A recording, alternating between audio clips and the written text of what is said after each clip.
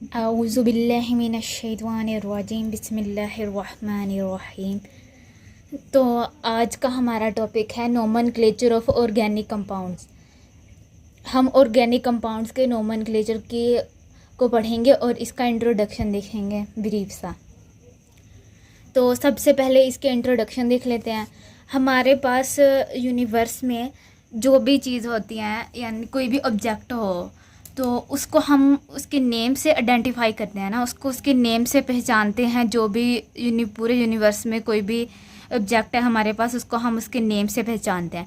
इसी तरह जब ऑर्गेनिक केमिस्ट्री का स्टार्ट हुआ था, यानी कि ऑर्गेनिक केमिस्ट्री तब नई नई थी, तो हमारे पास उनके कुछ ऐसे कंपाउंड्स थे जो कि अननोन थे, यानी कि जो अननोन थे, और कुछ कंपाउंड्स ऐसे थे जिनको जो कि न्यूली बने थे, और उनको ना नेम भी तो देना ज़रूरी था ना। तो उनको पता नेम कैसे दिया जाता था? उनको नेम, उन कंपाउंड्स को नेम देने के लिए ना, वो जो कंपाउंड जिस सोर्स से बना होता था ना, तो उसी कंपाउंड का नाम ना उसके सोर्स के नेम के साथ मिलता जुलता रख देते थे। तो और जिसने डिस्कवर किया होता था, या उसके उस साइंटिस्ट के नेम के ऊपर रख देते थे। और सोर्स के नेम की तरह का रखते थे, और जो साइंटिस्ट था जिसने उसको डिस्कवर किया होता था कंपाउंड को, उसके नेम की तरह रखते थे। तो इस तरह से उस नेम को क्या कहा जाता था? Common name. ठीक है, केमिस्ट्री में उसको क्या कहा जाता था? कंपाउंड का कॉमन नेम। तो इसी तरह हम कुछ कॉमन नेम देख लेते हैं।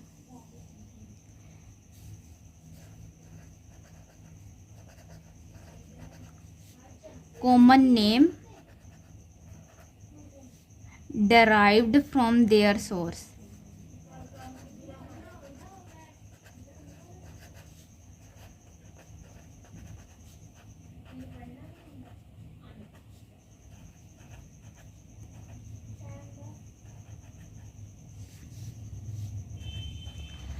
Common name derived from their source.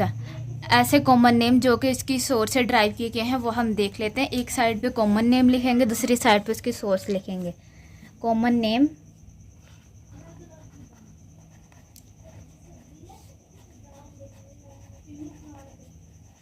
Name and उसके साथ यहाँ पे हम लिखेंगे सोर्स।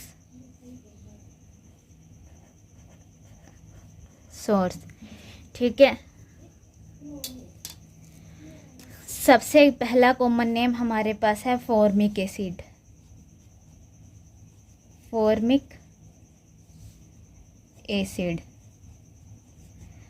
साथ में इसका फॉर्मूला भी लिखेंगे। इसका फॉर्मूला है COOH।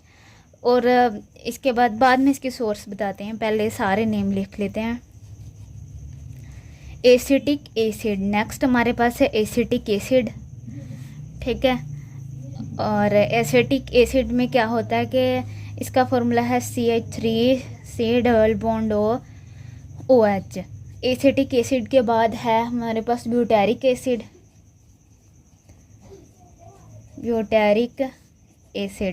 ब्यूटेरिक एसिड का फॉर्मूला है CH3CH2CH2COOH। और उसके बाद है वैलेरिक एसिड। ठीक है। वैलेरिक एसिड में क्या होता है हमारे पास?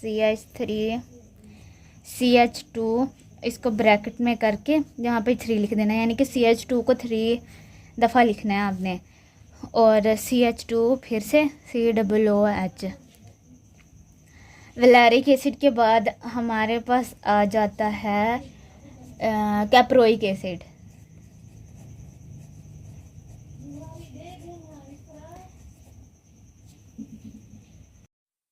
CH3CH215 and CH2COOH। ये कैप्रोइक एसिड का फॉर्मूला है। और उसके बाद हमारे पास आता है स्टेरिक एसिड।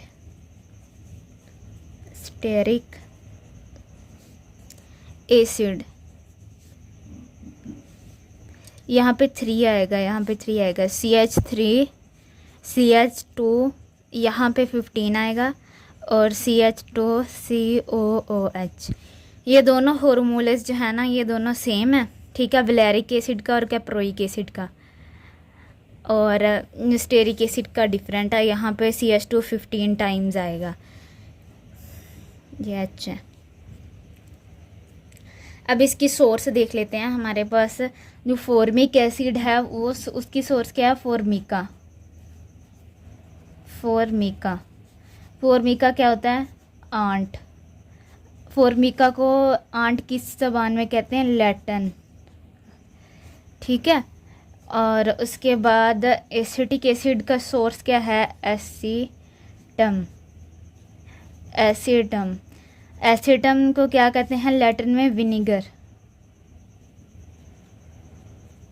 विनीगर को हम अपनी ज़बान में क्या कहते हैं, यानी कि सिरका जो होता है ना वो विनीगर होता है। ब्यूटेरिक एसिड जो है उसकी सोर्स है ब्यूटेरियम। ब्यूटेरियम को लैटिन में क्या कहते हैं, बटर। और ये भी लैटिन में होगा, ये भी लैटिन में होगा। और वैलेरिक एसिड जो है हमारे पास, ये एक हर्ब का नेम होता है जिसका नेम है वैलेरियन।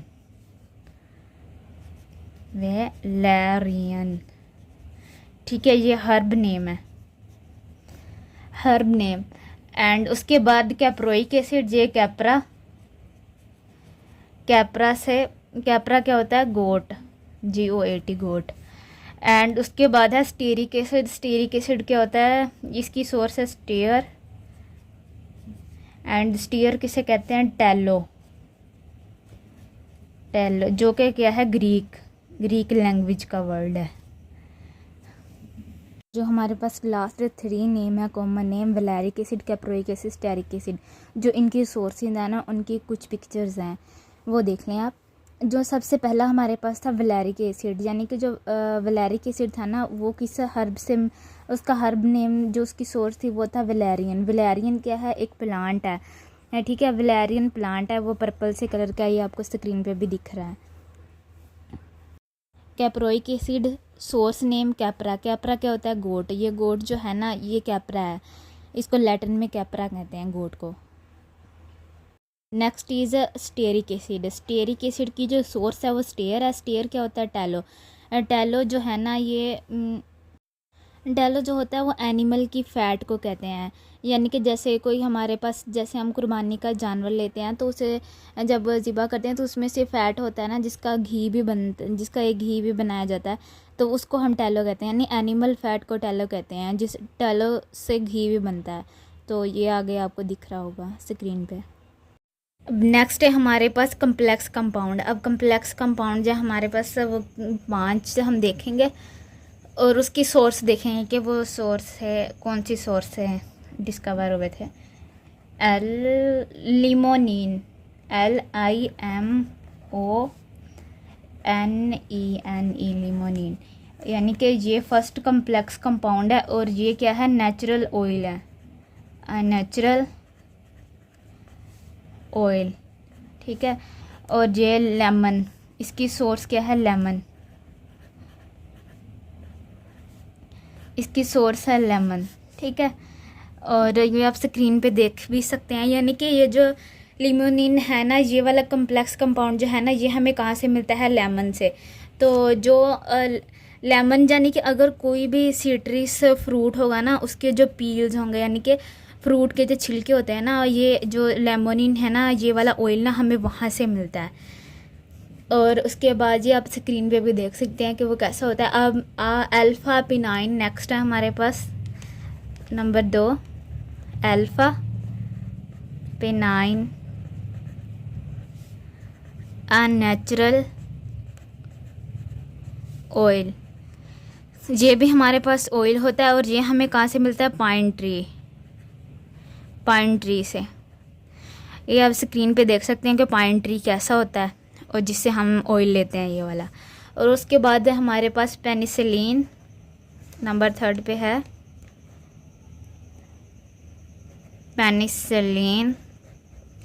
पेनिसिलिन क्या है, ये एक वो है मेडिसन। और ये वाली जो मेडिसन है हमारे पास, ये हमें कहाँ से मिलती है, पेनिसिलियम पेनिसिलियम, या फिर हमें ये मिलती है मोल्ड, यानी कि जो ग्रीन सा होता है ना, जैसे स्क्रीन पे देख सकते हैं कि जो ग्रीनिश सा होता है अक्सर पानी पे या इस तरह से पौधों पे लगा होता है, तो वो भी। और जो मोल्ड होता है, और जैसे कि कोई चीज़ ख़राब हो जाती है तो उसके ऊपर फफूंदी सी आ जाती है ख़राब चीज़, तो वो ये वहाँ से मिलता है पेनिसिलिन। और ये एंटीबायोटिक है, एंटीबायोटिक के तौर पर इस्तेमाल होता है।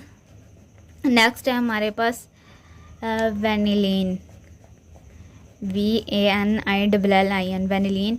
और ये हमारे पास क्या होता है, flavouring agent, flavouring agent vanillin में हमारे पास फ्लेवरिंग एजेंट होता है। ये हमारे पास कहाँ से मिलता है, वेनिला बीन्स से।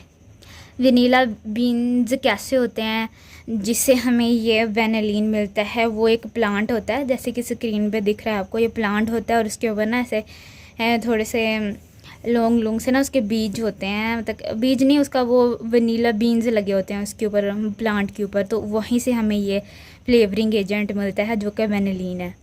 और उसके बाद है हमारे पास एंड वाला पॉइंट है 5, और उसमें है हमारे पास डेल्ड्रिन एंड एल्ड्रिन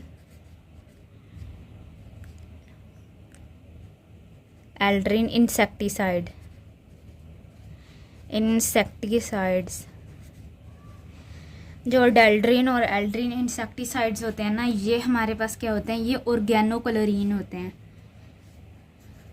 ऑर्गेनोक्लोरीन,